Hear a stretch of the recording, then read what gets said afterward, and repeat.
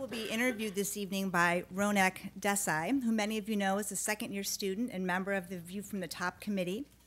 Before coming to the GSB, Ronak worked for JP Morgan and GE on the East Coast, and then worked in India for Genpact, a subsidiary of GE, where he was vice president for corporate development. Let's welcome Ronak to the GSB stage as well.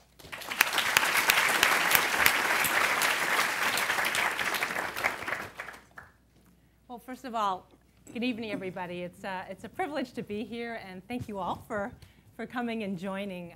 I grew up in a family where all we knew about business school was Stanford. My little brother here, one of my favorite people in the world, has always been the biggest fan and spokesperson for the school, so it was a no-brainer on one hand to come and speak to the school, but more importantly, just to have the opportunity to kind of share some of my thoughts. And I did not realize I was going to be seeing one of my other favorite people in life, Henry Gross, right behind my brother, he actually recruited me from Princeton for my very first job, was my first boss. So I think through the evening you could ask him some Q&A about what I was like. I don't know if you want to hear that answer. But I owe a tremendous amount. The whole reason I think I'm probably here, it started from the very early days. But before we get into some Q&A, I just thought I would give you just a quick snapshot of who I am. And I think, as you heard, thank you for that wonderful introduction.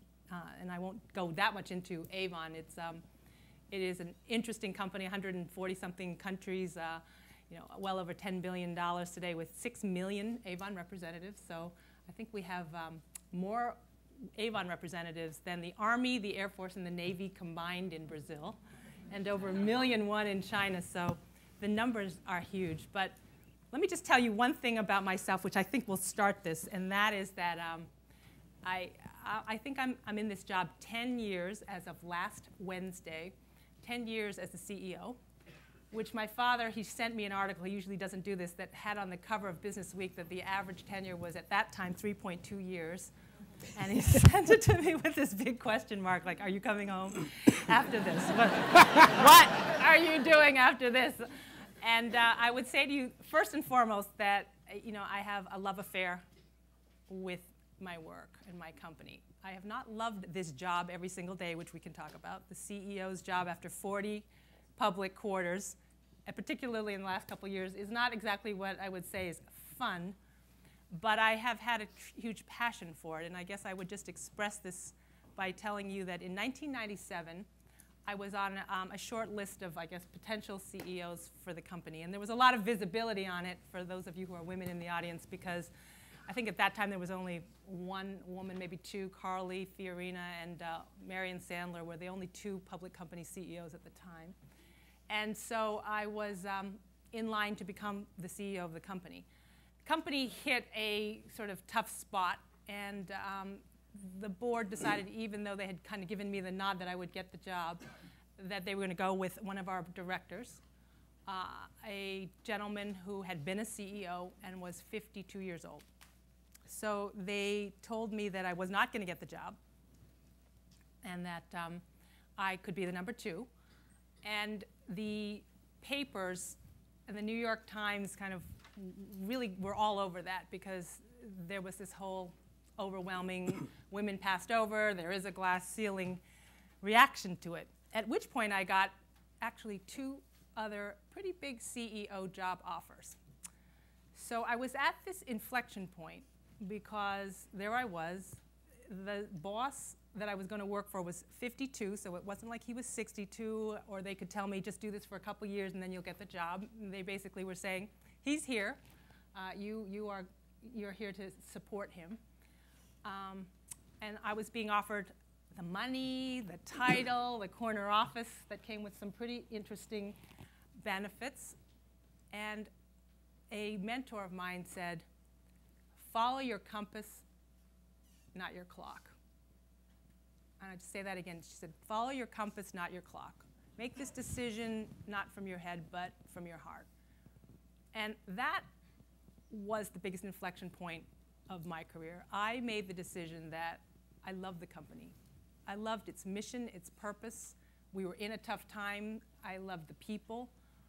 And I decided that I loved that more than I loved the idea of being a CEO or anything else that came with that. That I would rather be with the company and work I loved than just do it for the sake of the title and, quote, the path that you were supposed to be achieving. And in that decision, I think that changed my life.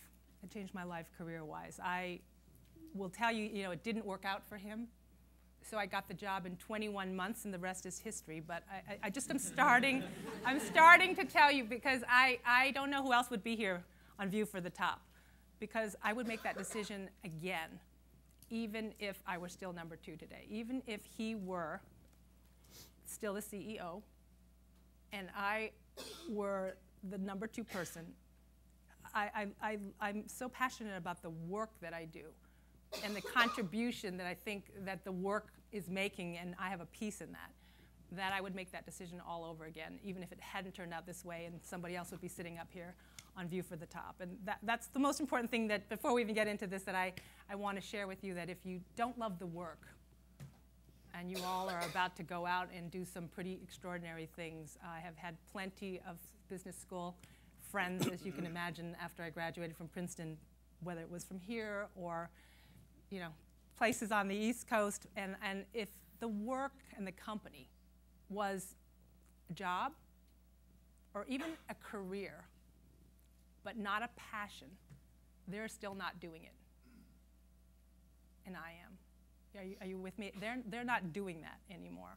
Other things, children, and I have them, other things take precedence when it's not deep passion for the work. So that's the first thing I wanted to tell you, is that luckily life turned out for me and I get to be here and do this, but it wouldn't have mattered if it didn't, because I've actually found a company that I love, and that's my most important thing I wanted to share with you before we even started. Okay. Great. Well, once again, thank you so much for joining us. It's a privilege to have you here. Just picking up on that theme of passion a little bit, I've read that your parents believed in a well-rounded, top-notch education. They provided access to piano lessons, Mandarin lessons. You went to Princeton for your undergrad education. And when you first started your career by taking up retail jobs, from what I've read at least, they were a little bit aghast and said, hey, this doesn't sound like a great career move. And sort of reminds me about my parents' reaction when I told them I wasn't going to be a doctor. So starting back then, how did you manage to stay true to your passion and your dreams? Well, it was interesting because, Mom and Dad came from China, came here to give us educations, and hopefully, Ivy League educations, and then going into, not different than your parents, doctor, lawyer, just something they thought more intellectual than retail. So when I decided after Henry here recruited me to go and work in the retail business, I think their first reaction was that really wasn't what we had in mind. But then the family values set in, which were, no matter what it is you do, then you better go and be your best. You better go and you better work hard. And I remember, oh gosh, it was just by Thanksgiving of that first year in that training program, and I was changing hangers in a stockroom. And all I was doing was taking the vendor hangers. Why are you laughing? It was worth it. I'm being very nice about this. I was taking the vendor hangers and putting the store hangers on this, thinking to myself, I got a Princeton education to do this. And I remember one day saying to my mom, I don't know. It could be really interesting, but I really feel like I'm doing some menial work here, and I don't know. Maybe I should quit. And she said to me, it took less than a heartbeat. She said to me, "Quit? We don't quit in this family. Are you kidding? Quit. You start at the bottom and you work your way up. What is it that you are learning from that? You are not quitting. I don't care who else is in that training program that's quitting. We don't quit on anything in this family." And that perseverance, even though when they quickly got over it, now they think it was great. They tell the stories. They have all the scrapbooks about it, but that wasn't like that in the beginning. But that thought really was resident in I think, our family's culture. So it was just whatever you decide to do, stick with it. It's not going to be easy. No no path to success comes without stones in it. So you know, you're gonna have to take some tough days. You're not gonna like it a lot of the time, but that's just part of it. Stick with it. Don't quit. Sure. So. It sounds like your parents did a great job of sort of combining. You often get immigrant values when you immigrate to the U.S. with sort of the American culture blending into that. Can you talk a little bit more about that? About what kind of values you grew up with, and how do those translate into the values you want to leave for your children? Sure. You know, I feel really proud that I haven't had to change who I am to be successful in this role. Dan Rather was doing this series of interviews when I first became the CEO of a couple of women executives, and he went and interviewed families, parents, and so they went up and interviewed my parents. My mom cleaned the house. They were trying to serve him Chinese food, and they, you know, they do this huge thing for like hours and hours. And you know how, well, those of you who know media, I mean, they trunk it down to about a 20-second soundbite after interviewing for hours and hours and hours. With all of this, they take it down to one soundbite on television where he's asking my father, so did you always know that your daughter was going to be a successful CEO? And he says on public television, as a matter of fact, quite the opposite.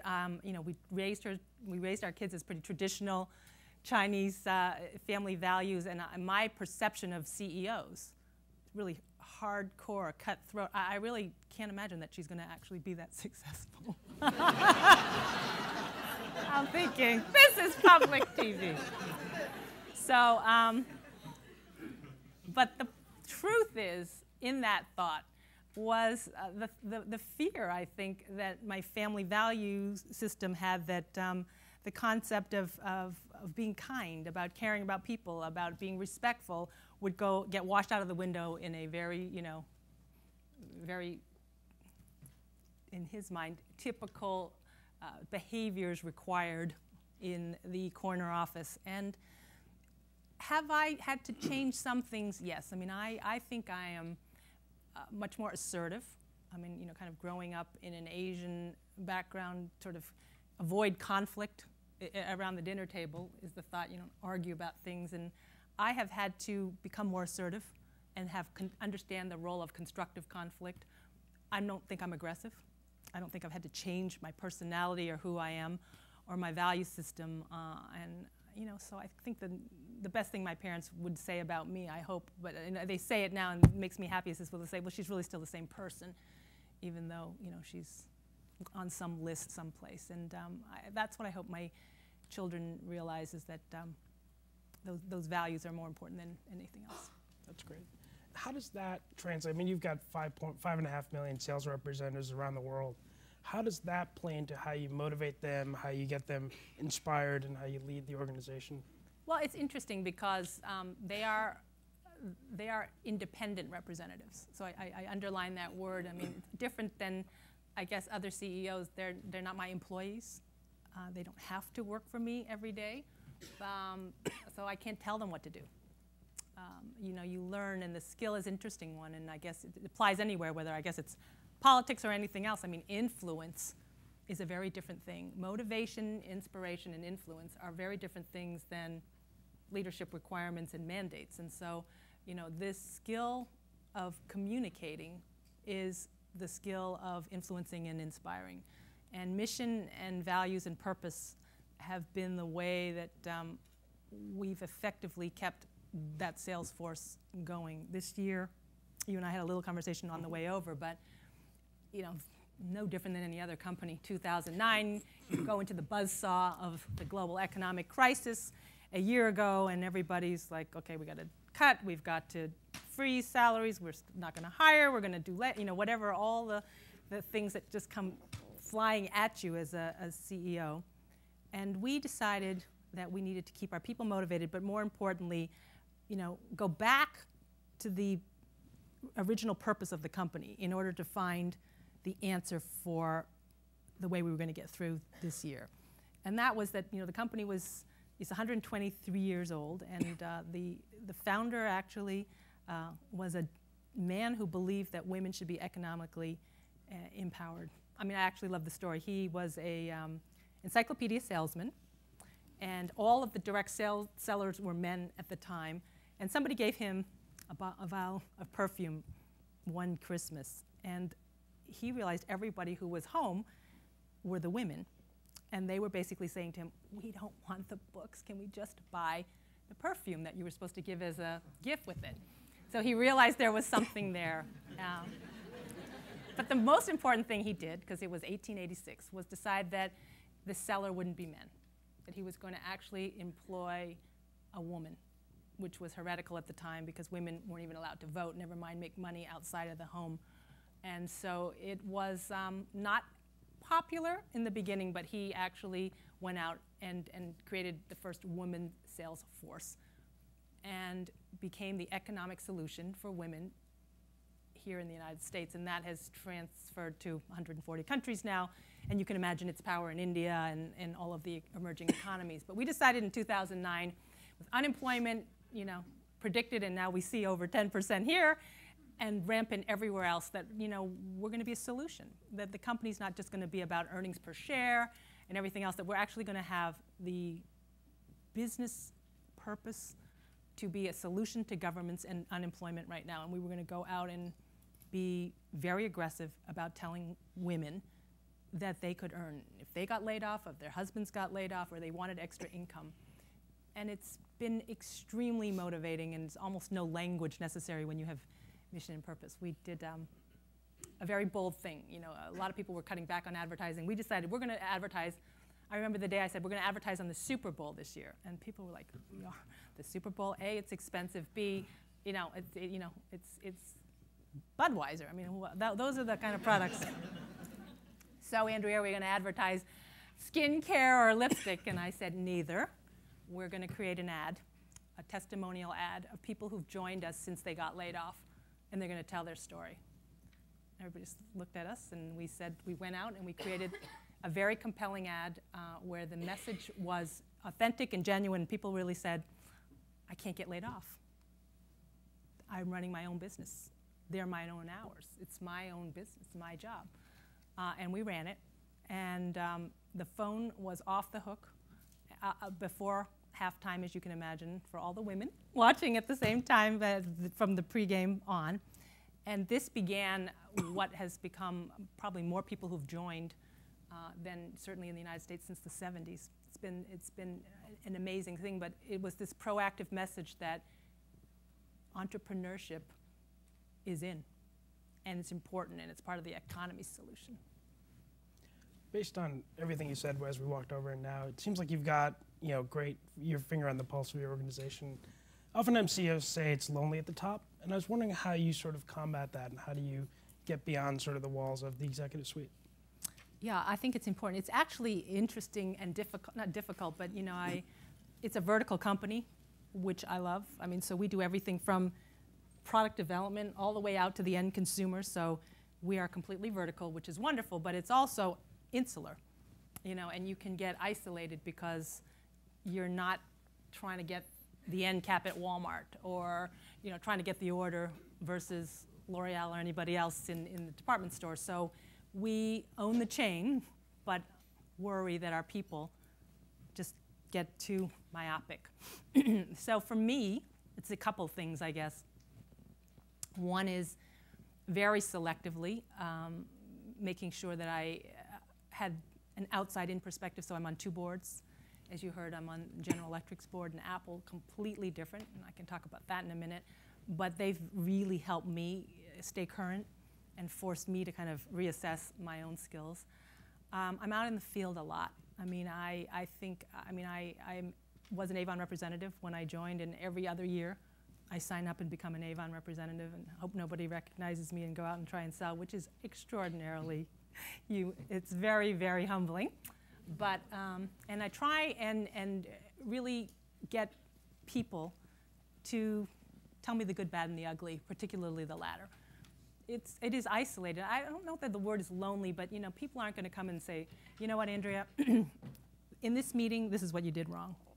You shut people down, you didn't listen. I mean, that kind of feedback, it sounds good on paper, but it just doesn't happen.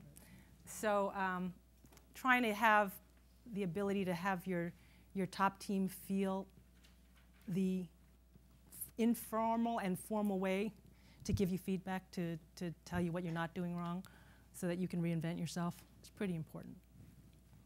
It's been pretty important. Picking up on your two boards, I'm sure we'd all love to know kind of how you view your leadership style as being different from Steve Jobs' or Jeff Immelt. In particular, what you think Jeff and Jack before him and Steve I was going to wear my learned from jeans you. and my black tie. But Mark told me I needed to wear a suit. Very different, fascinating experiences. So I was, you know, I mean, in this day and age, tough to find the time, because I think boards take time. I mean, I think this is a world, and speaking for a second, just being a director, the responsibility of being a public company director obviously is huge these days, and the commitment really is time consuming. But I was on GE's board since actually before I became the CEO at Avon, so I've been on that board 11 years now, and was pretty much exclusively on one board until I joined Apple in 2008. So it was 10 years before I joined a second board, and I did that. I mean, GE has been extraordinary. It's I didn't go to business school, my secret. I wish I had come here, but since I didn't go to business school, and in a way, it has been my business school.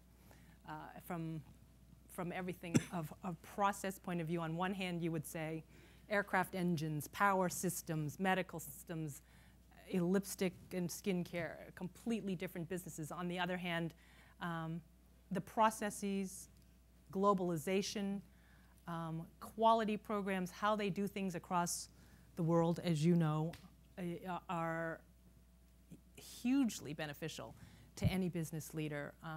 So that has been enormous. The talent process at GE is second to none. I mean, from the training to the succession planning and the depth, I have brought so much back. I am that much better a leader. And we were, when I started the company, we were, what, $3 billion, and I think 4 and change when I became the CEO, and it'll be $11 billion. So, you know, to run a $10 billion plus company versus 5, I mean, you would think it's completely different. And the process that's necessary, because we were a very entrepreneurial company, but you know, you need the systems and the processes. You want to keep a combination of instinct and facts, but we needed them, and I learned a tremendous amount of that. We would not be the company that I think that we are today if I hadn't learned what I did from being at GE. The succession planning process at GE, you know, the decision, how Jack made the decision, you know, just how he thought about that was beyond fascinating. I was on that committee, and that was enormously fascinating. So then fast forward to, you know, I had known Steve, always a huge admirer of the company, and one day I got a phone call, and he just said, you know, he was in New York, and he came up, showed me the new Nano, and we had a great conversation, and you know, asked me to be on the board, and the rest has been history. It's so different on the other hand. I mean, but I don't leave that meeting, and I have it tomorrow, without thinking, God, I need to be a better CEO when I walk out. You think, I like to think that I am, you know, in touch with the consumer, have a passion for product, the user experience, but it just pales. I mean, the whole company, it's not just Steve, but the company is, as I'm sure you all know, just maniacal and fanatical about excellence, whether we're going to go into the retail business, whether we're going to go into the gaming business, whether we're going to go into the phone business. It's just a laser focus. I think what they say no to is as important as what they say yes to, and that discipline is something that I have definitely learned from when I come back and try and run the company. But just as a consumer marketer, I always leave there going, oh gosh, I've got to be better when I go back tomorrow. Better look at that bottle one more time. The curvature is not too perfect. Given that you're here for the board meeting, I'm sure we'd love to know when the Apple tablet's coming out. I'm sure you would. One more question before we open it up to the audience. based on a lot of what you've spoken about has been reinventing yourself as either the environment's changed or Avon's business has changed. I just wondering if you'd speak a little bit about how you reinvent yourself as a CEO and how do you take a step back, re-examine, and Sure. do something different. Well, I think the company, we like to say, is 123 years young, and the only way to do that, I mean, you can't reinvent a company without reinventing yourself first. So reinvention of a brand or reinvention of a company is only as good as the reinvention of the leader and the leaders. And it is interesting, being in the job 10 years, and yeah, it's a huge privilege on one hand. I actually don't know how people are kind of coming into this job in this environment and having to kind of put all truths over here and start fresh, having had a decade of having to go through cycles and reinvent myself and learn from my own mistakes, I think has clearly been an enabler to getting through this environment. But I'll tell you one story. So the first 5 years, I was a growth CEO. I mean, we were booming into emerging markets. We had double-digit top-line growth, 25% earnings growth for 5 years running, and I mean, I never did a layoff. I had no idea what the word turnaround meant, and we hit the wall, as all businesses do. And if you're in any job long enough, I can promise you there is a cycle. Whether it's their businesses are cyclical, whether it's pharma, you name it, there's always cycles. So I'd gone probably longer than not without hitting the wall, but we hit the wall in 2005, and we at that time gave earnings guidance, and we missed guidance twice in, 4 months. And I don't know if some of you know Ram Charan, who is sort of a coach and friend to CEOs. He's been a friend of mine for a long time, but he came up into my office on a Friday night, and he said to me, "You want some tough love?" And I said, "Sure." And he said to me, "The board loves you, and people in this company love you. But in about 120 days, they're going to have to fire you." I just looked at him and he said, "You do understand that, right? I mean, unfortunately, when you're in this job, you got shareholders. I mean, if you can't turn this around, if you can't look at this thing with new eyes, it's going to kill them. But they're not going to have a choice." I said, well, that was pretty tough love." And he was right. Earlier that week, one of the people that worked for me said, "You know what, when I was I've got these people that want to come in because when I was at AT&T, they had 15 layers of management, and they had this exercise which then became really very strategic, where they took out 30% of management and 7 or 8 layers because people were too far from the consumer and too far from the business, and they had built, as all businesses do, a bureaucracy. And so I think we should look at this. And I said, tell me a little bit more. And she said, well, probably 1 out of 3 middle to senior managers is going to have to go. And I said, look, we have all these initiatives, but we're really a people-based business. We're not capital intensive, we're people intensive. We have so many countries. The operating model is not mature enough yet or matrixed enough for us to take out the people. I understand the concept, but I don't think we can do that. I mean, I think that would take it, I don't think we have the capacity. I don't think we can do that. And that was Monday. So Friday night, he says to me, if you think about this is what's going to happen, Andrea. So you're going to get fired if you don't turn this around. But then because you've got the history and the track record, Hydrix is going to call you, and they're going to put you into another company, and then you're going to be the turnaround CEO who gets to look at everything fresh. You won't know any of the people. You won't have any, allegiance to the strategies, and you're going to go in and be able to just cut, do, and change because you'll be objective. So you have to make a choice. Go home. It's Friday night.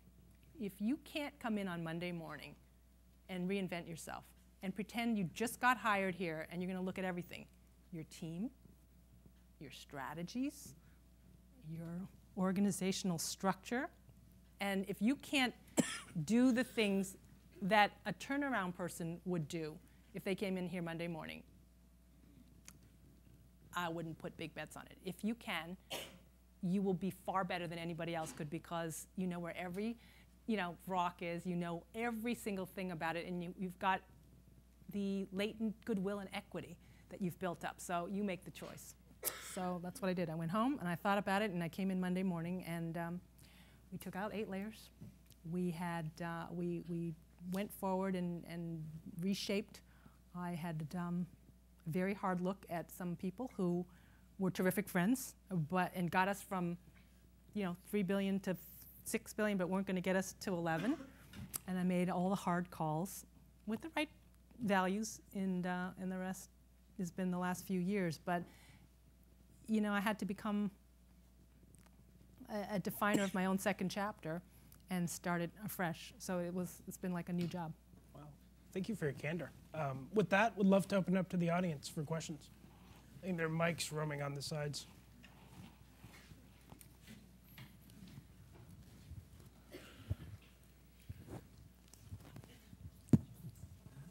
Thanks for joining us today, Andrea. I believe you developed a passion for playing the piano at a very early age. Could you talk a little bit about how that influenced you through your life? I have yes. And also a little bit about how your passions and interests are outside of work at this stage in your life. Well, I have very little time anymore to play, and I actually had a piano teacher a few years ago who dropped me because he said to me, "You keep going on trips and you keep canceling on me, so I'm not going to take you until you get a little bit of calmness in your life." Interestingly, and Mark can probably say the same thing, we used to we had not only a metronome on the piano, but a timer. And this was our first example of discipline. When it was an hour, I mean, if it was like 50 minutes and we wanted to go play tennis, there was no getting up. I mean, it was 1 hour of that discipline. And besides sort of the passion for classical music, one of the first things that I recall in terms of self-discipline in my life was remembering that, it's 59 minutes and it's not till it's 60 that you keep working at something. So, that is one of the things I think that it's given. It's extraordinarily, I think, important to have an appreciation.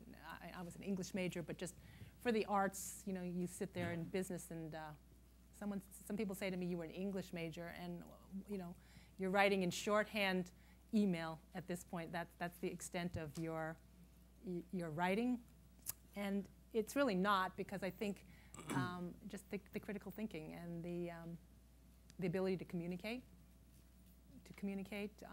and to have people understand where we're going and what the vision is. I think much of that I can kind of go back to my education and remember, and it's had application. You mentioned how you're able to motivate and inspire your own employees. You also mentioned how the lessons that you've learned from the other boards that you serve on. I'm wondering how you've been able to adjust your leadership style to motivate and inspire these more technology-based companies and these almost bigger-than-life personalities, these male leaders at those companies. I think that, the experiences that I've had at the company, as well as my own vantage point, has been a different and interesting addition to the boards that I've been on. The global experience, our business in China, for example, where we have direct touch consumer insights and understanding of, in our case, 1,000,001 sellers who have millions of consumers in all the small towns and villages. One of the things I use that example, and I've spent a lot of time talking about that with Jeff Immelt or Steve, but we decided at Avon not to focus on the eastern seaboard cities, the large cities. We decided to penetrate the small towns and villages and have a supply chain and infrastructure strategy where the women were, because we knew that the government would like the fact that we were offering opportunities for people not to have to bus themselves to work into large cities, that we could create work for them right in the towns and villages where they were. And those insights and the behavior and the opportunity to understand consumers and what they will do and what they will pay in those countries, those are some of the insights I think I've been able to bring. Very different personalities, so two very different men and two very different corporate cultures. And ours is completely different too, and it is interesting to weigh and balance that.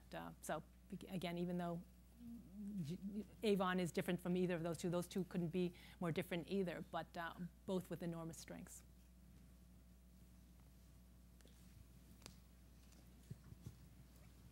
So you spoke earlier about it being tough to get critical feedback at times. I was just curious about, over the years, ways you've figured out to solicit difficult feedback from your own staff on how you guys can improve and get better. Yeah, from a formal point of view, we do, and I do a mandatory anonymous 360 with all of my reports every year. I make them fill out a pretty tough thing about, you know, their either toughest moment with me or where they really didn't think I led well, what they would think I need to do, and again, not attributed. And we have a discussion about that with all of them there, and somebody from the outside who co-leads that every single year, and that's extremely helpful. I also encourage them, and I guess I've been in the role long enough, so there's an amount of trust there. For them, you know, I'm a big believer in immediate feedback. You know, I fundamentally believe that if the first time you're hearing something negative about yourself is in your performance appraisal, then your boss is doing the wrong job. I mean, I'm a real believer right in that meeting. If I think that you didn't handle something well, I don't do it in front of everybody. I don't believe that's the right thing to do, but I will call you in afterwards and just say, look, by the way, in that meeting, this was handled right. I expect you to do X, Y, and Z, and it won't even be anywhere near, or we'll have to wait until a mid-year or a full-year review. But they know that I do that, and I expect them to do the same thing for me. So they know from this formal feedback what I think my derailers or the things that I tend to do wrong are, and I ask them to help me with that. So if they notice it or they see it under stress coming out more, that they'll just catch me on it and just say, you know, by the way, you know, today you seem like you really are kind of doing X, Y, or Z, and it catches me on that, so it's helpful. Hi, Andrea. Thank you for joining us. You're welcome. Out of curiosity, do you feel there still is a glass ceiling? And if so, what do you think the next generation of leaders can do to change that? That's a great question. You know, I think the numbers by themselves would say there's still somewhat of a glass ceiling. I mean, 15 out of 500, you know, I guess women on the Fortune 500 would say there's room to go. But having said that, I am a real believer that the playing field is changing. And what do I mean by that? When I go back even 5 years, never mind when I became the CEO, most women in, not the CEO job, but in the level underneath were in what I would call the staff jobs, corporate communications, HR. They were not in the CFO roles or the leading operating unit roles. If you look today, while the number may be small, in the level below of women ready to take on the #1 job or in the important C jobs, the C-suite jobs, it's so dimensional that I think the next 5 years is going to be huge in terms of women in top leadership roles in business. So I think we are in a very, very different moment. Also, in terms of me, I mean, you know, I keep saying, you know, there's these lists, which I believe that when the lists go away of top whatever women, will really have made it. But right now, while there are still lists, you know, I'm hoping that I keep going down. What do I mean by that? Because, I mean, my company's big, but there are people in much bigger jobs now, in the top, you know, Fortune 50 companies. And so women are not only breaking through, but they're breaking through with some pretty big roles, which I think hopefully is true in politics, is in business. So I think it's the jobs and the companies they're leading, as well as the number of them who are ready to take on pretty large roles, very, very different than even 5 years ago. So I think the glass is very half full, more than half full on that front. So it's a different time, if women want it. You know, I mean, I think that it's there to be had. Hi. My question is, how have you stayed innovative in the consumer product space over the last 10 years? And especially kind of where the challenges and best practices in leading and guiding that innovation in the space?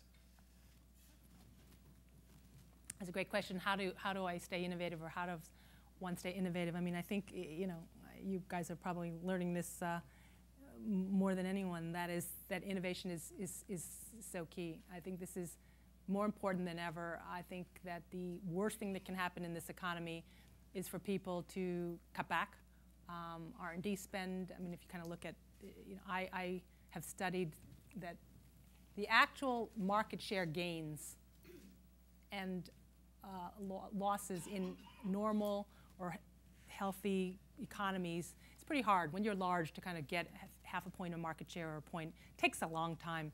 And so in normal times it's hard, but in the worst economies, they say that that's when disruptive share gains or losses, when industries go out and companies can go from bottom quartile to completely top if they are on top of innovation. So really, I'm a huge believer that this is actually a seminal moment for companies to invest, and I think it's a combination of things. Look, one thing, and I believe this, is that there's a deal of instinct that's important in innovation. I think you can't always find it going back or in facts or analytics, or, I mean, if you have to have, I think, some art, the art of it and the instinct of it, as well as the science and facts, but the consumer herself or himself will tell you a good amount of the answer. I mean, you can be searching out there, but if you really listen and have the constant tentacles into, I find some of the biggest answers in the customer complaint area.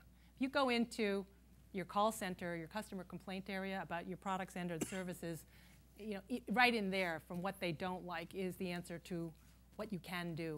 So it is just go in there, sit there, listen to the phone, pick it up. I've done that for a couple hours, every once in a while, and you can get a tremendous amount there. There's great partners. I think innovation is it's got to be outside in, not just inside out.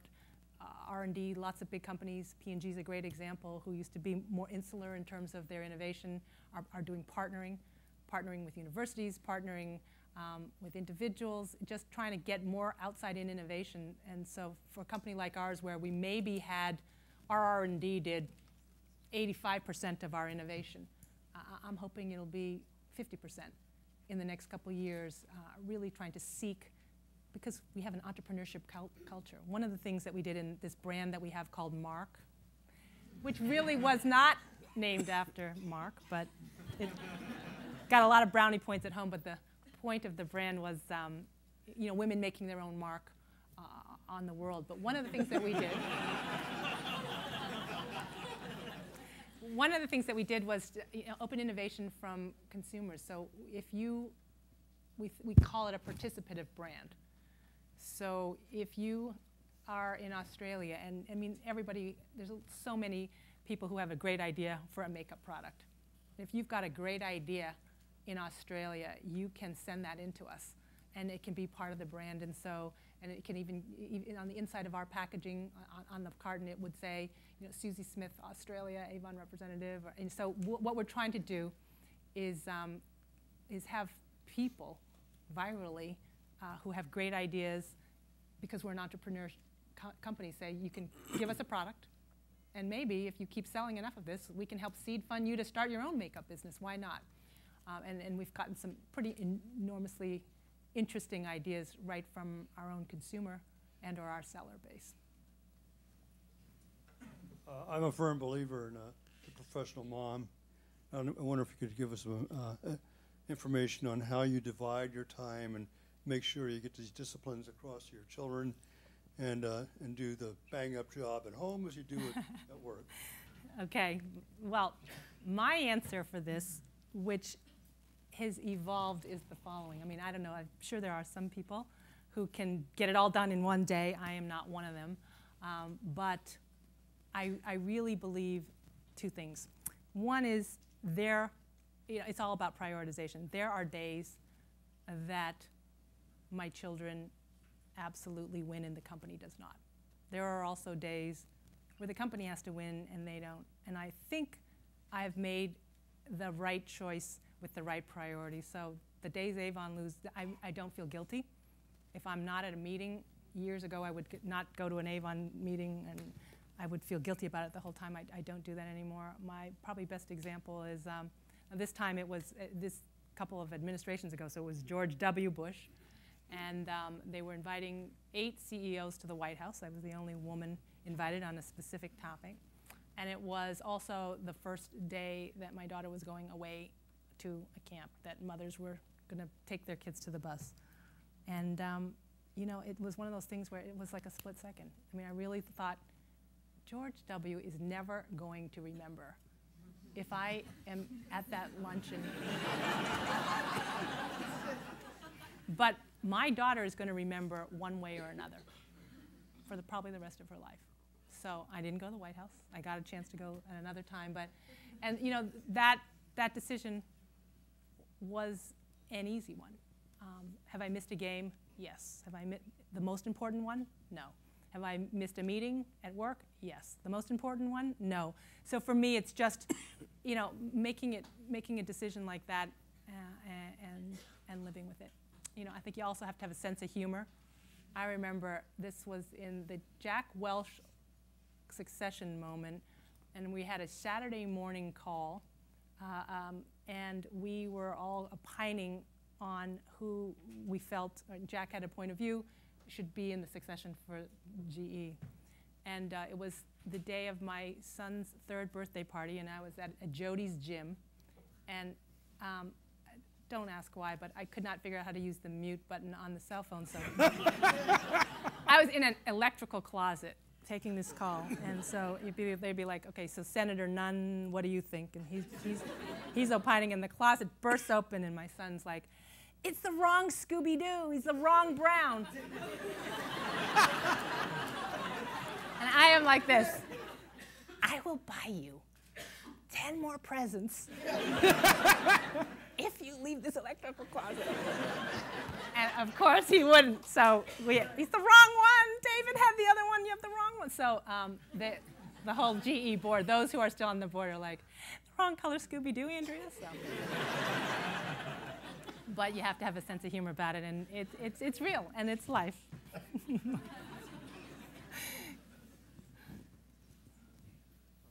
In addition to having a social mission as kind of core to the corporate mission, the Avon is very involved in some philanthropic efforts. I was wondering if you could speak a little bit more about those, and also as a public company, if you receive any resistance from some of the stakeholders that might be concerned that it's either unrelated or perhaps detrimental to the bottom line. Well, let me just start by saying I read a lot of business books, as I'm sure you have. I mean, so I've pretty much read them all, but one of my favorites is Good to Great by Jim Collins. And the last paragraph of Jim Collins' book has always struck me. If you go back and read it, it basically says that it is impossible to have a meaningful life without meaningful work. And that in order to have meaningful work, it really is about the purpose. And that if you can find work where it actually matters, not about shareholder, but the work actually matters in life, you can then have a great life. And I'm a huge personal believer in that. So we have a foundation. We've raised $725 million. So that's the largest kind of women's foundation, mostly towards women's health and violence and oppression against women issues. It's men and women alike in the company. Are equally passionate about the fact that, you know, we do good as well as do well. And it is really part of the corporate culture. It's not about check writing. I mean, our people participate, they walk, they are deeply, deeply involved in it. And I think it continues to make a difference. From a public company point of view, we do get at the shareholder meeting, you know, in the old adage that no good deed goes unpunished. We do have some activists who come in, not so much that it's, you know, it goes against public company profits, because in fact I can argue that it's helped the brand equity and it's helped revenues and associations with companies that do well. I think there's enough of companies like us that can prove that it's an enhancement to brand equity. But you know, we'll have our share of activists who kind of want to pick on certain things. But in general, I think there's a pretty direct correlation to the fact that when it's not just over here, and when the work of a company, whether it's sustainability, you know, the Walmart, I mean, lots of companies have really proven that when you are doing the right thing for community, for society, it trumps and really adds to corporate revenues and profitability. So I'm a big believer in that. So you're in 140 companies, so some democracies, some dictatorships. How do you see your company interacting with different forms of government, and what do you foresee you're going to have to do in the United States as the government becomes more activist? Well, I think that, you know, certainly in the United States, but in general, as we like to say in business, I mean, the regulators and the government is taking a larger and larger role. They've moved in next door, and they're not moving out everywhere. And so I think the role of government relations for a company, you know, we're not highly regulated, but even for us, the role of government relations and, you know, your Washington contingent or your industry groups that are representing you are much more critically important. And I think it's important have the opportunity to talk with some of the staff and make sure that in Washington that companies are being heard. I think the first few months was so primarily focused on the financial sector and then auto, that really being able to hear the voice of consumer companies and other industry companies and understanding tax legislation implications, healthcare implications, is critical. For consumer companies, I mean, the number one issue in my mind is unemployment and the stimulus money getting back into the economy to create the jobs, because in a consumption-based economy where unemployment is over 10%, that is tough for a structural recovery of consumer spending. And so that certainly, I think, for developed markets remains a challenge. But it's a new world order for companies with government, quote, intervention and or regulation, and having the ability to work with governments, partner, and be heard is important, much more so than it was when I took over 10 years ago. This is a whole nother ballgame. But you know, I think the vehicles, the forums are expanding, so I'm encouraged on that front. There's a lot of time being spent now listening, which I feel good about. Rebecca, last question's all yours. So as business school students, we're obviously pretty early still in our careers, and I was wondering if you could talk about kind of how you shaped the trajectory of your career and what sort of criteria you used to base and the initial steps and positions that you had when you were younger.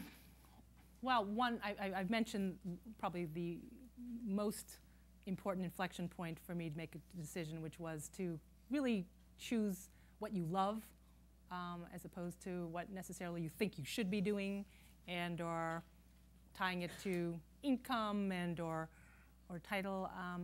I think the other thing that I would say is I had spent most of my early career in retail and then higher end retail, and from a non-emotional point of view on the Avon front, but on sort of the, I really took, I think, a risk when I left high-end retail and went to Avon.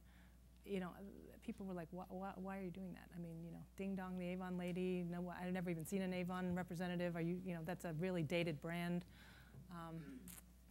And I felt that it would be a real challenge. I thought it was different, it alternative distribution.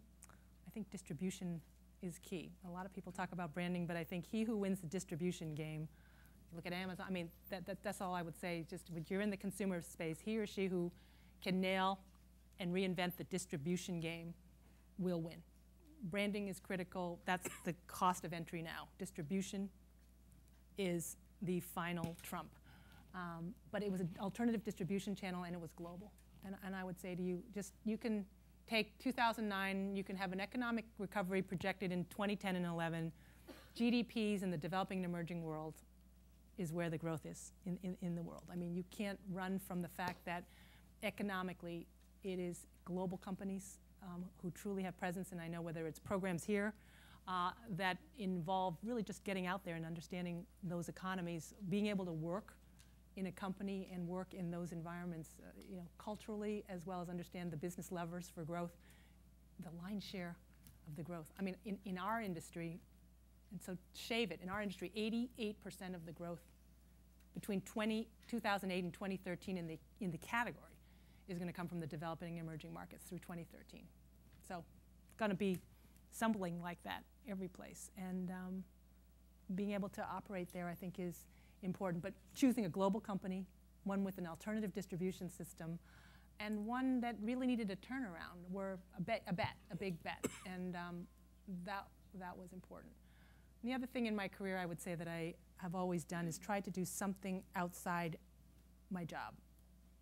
In other words, example would be I was in charge of domestic marketing, you know, for the domestic division, and they needed somebody to kind of take on globalization, which was very unpopular in our company at the time. It was sort of the not invented here syndrome was alive and well, and everyone wanted to do their own marketing. When I came to the company, the first day I came, we put on a table one fragrance. There was 83 versions. This country didn't like the color, this country didn't like the name, this country didn't like the smell. I mean, it was just, you know, it was as decentralized as it could be, and someone had to take on the ugly job, if you would, of really trying to centralize, and that was a really tough word. And so I did it in addition to my day job. I took it on, and it was unpopular, but I got visibility, obviously, to the top because they wanted to understand if we could go left or right on this.